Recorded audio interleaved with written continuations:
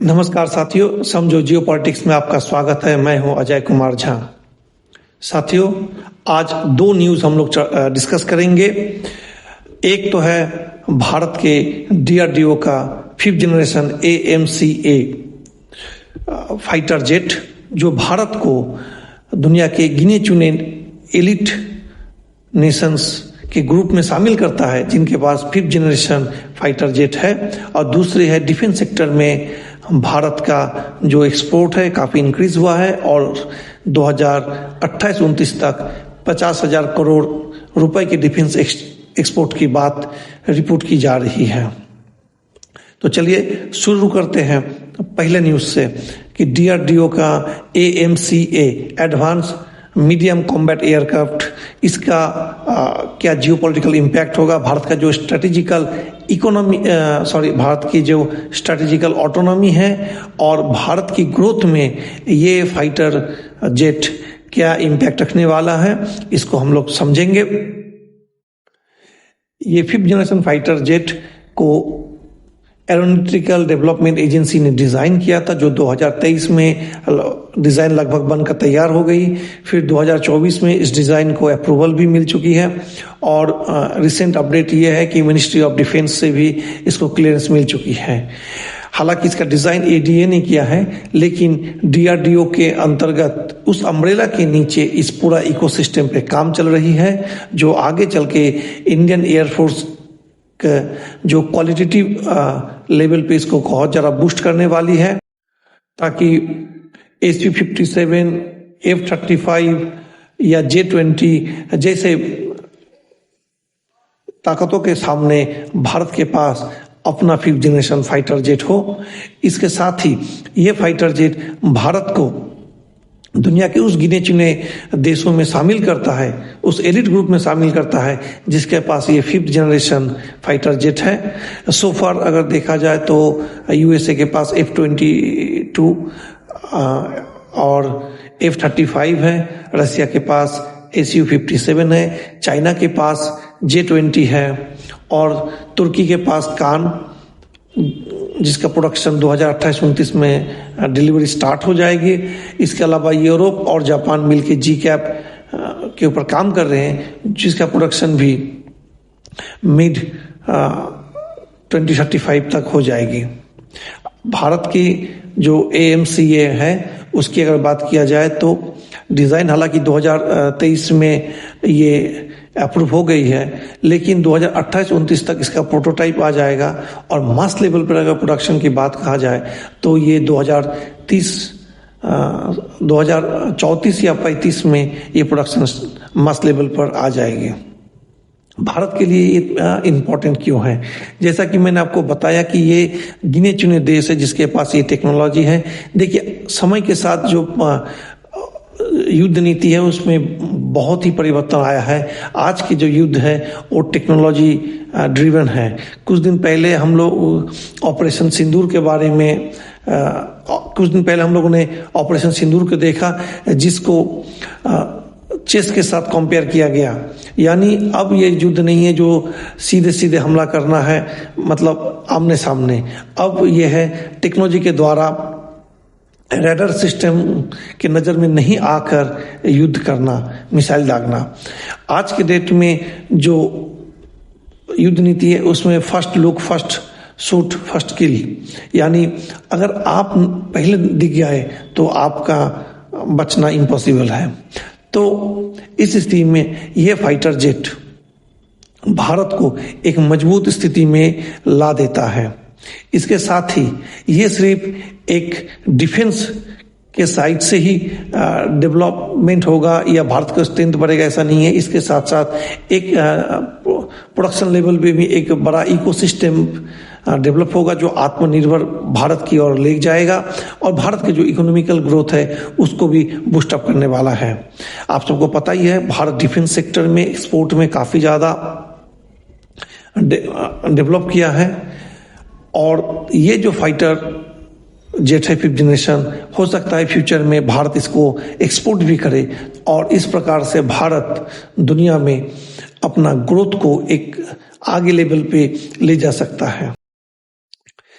Post independence era में हम लोगों ने F-24 मारुत जैसा प्रोजेक्ट शुरू किया, लेकिन इसमें भारत बहुत ज़्यादा आगे नहीं बढ़ पाया।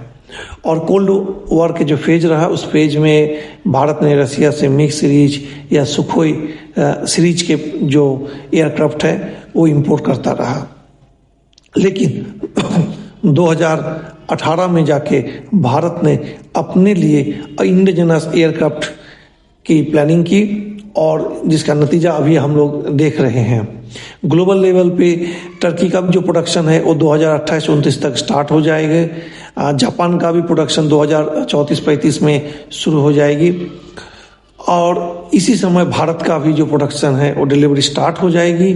और टर्की जो है ये बेसिकली एक्सपोर्ट के लिए ही ये प्रोडक्शन कर रहा है। भारत इस सेक्टर में, डिफेंस के सेक्टर में भारत एक बहुत बड़ी छलांग मारी है, ऐसा मेरा मानना है। क्योंकि हम लोगों का जो स्थिति पोस्ट इंडिपेंडेंस एरा में था वो एक डिफेंस सेक्टर में इंपोर्ट बेस्ड कंट्री की तरह था। हम लोग डिफेंस सेक्टर में प्रोडक्ट इंपोर्ट कर रहे थे। ग्रेजुअली हम लोगों ने कोलैबोरेशन करके प्रोडक्शन किया। धीरे धीरे अब हम लोगों ने अपना इंडिजिनस प्रोडक्शन स्टार्ट किया है, और ऐसा समय भी आएगा, मेरा मानना है कि जब भारत इस सेक्टर में काफ़ी ज़्यादा एक्सपोर्ट भी करेगा। और ये लंबा समय से धीरे धीरे भारत की एक विजय या सक्सेस स्टोरी की तरह हम लोगों को देखना चाहिए, जो लास्ट 75 ईयर्स में धीरे धीरे भारत ने कैसे इस सेक्टर में आगे बढ़ा है।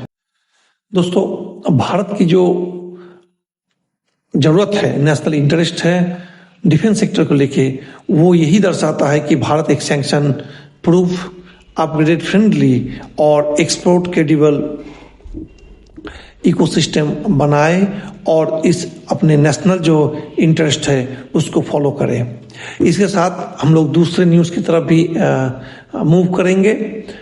जैसा कि आपको पता होगा कि भारत के जो डिफेंस एक्सपोर्ट है वो 2024-25 में 23,622 करोड़ तक पहुंच चुकी है, और 2028-29 तक ये 50,000 करोड़ तक पहुंचने की बात कही जा रही है।